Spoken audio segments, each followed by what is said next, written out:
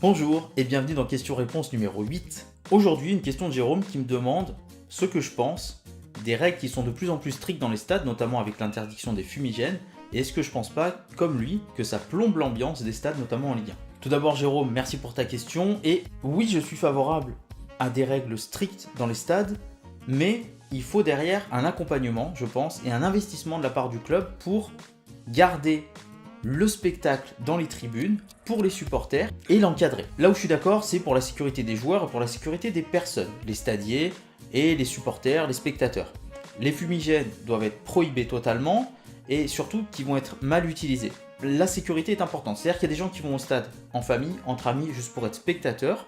Il y a des joueurs qui sont sur le terrain, il faut assurer leur sécurité et c'est pas normal qu'ils se fassent balancer des fumigènes ou qu'il y ait un gros nuage de fumée qui arrive et qu'on puisse plus suivre le match ou assurer le spectacle, parce que le football est un spectacle, en toute sécurité et en toute sérénité.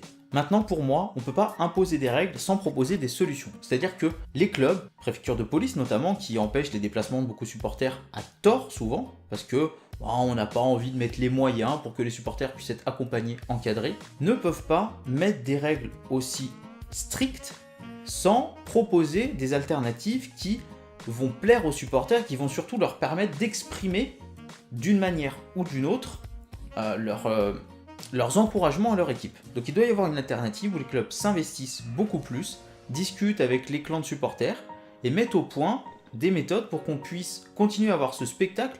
Pourquoi pas des fumigènes ou autre, un petit spectacle pyrotechnique, quelque chose qui permette d'assurer le spectacle en tribune autant que sur le terrain et d'avoir de l'engouement justement dans ces tribunes, tout en étant encadrés. Les clubs doivent prendre ça en charge, doivent trouver un partenariat avec les clubs de supporters, et de là en découlera une bonne ambiance, un spectacle magnifique sur le terrain et dans les tribunes.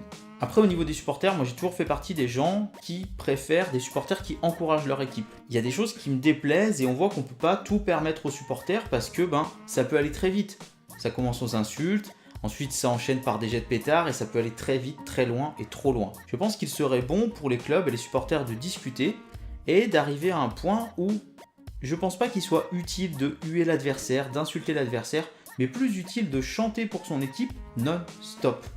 Je pense que ça perturbe plus l'adversaire et que ça donne plus de baume au cœur à nos joueurs. Après, c'est un avis perso, on n'est pas obligé de le partager. Voilà Jérôme, j'espère que j'ai répondu à ta question. N'hésitez pas à mettre en commentaire si vous êtes d'accord ou pas avec moi, et si vous êtes d'accord avec la réglementation ou pas, avec les fumigènes ou pas. Je vous invite aussi à mettre une question avec le hashtag QR MonFootAmoi, j'y répondrai avec plaisir en vidéo. Et puis bien entendu, à me rejoindre dans mon aventure en vous abonnant pour que mon foot à moi devienne notre foot à nous.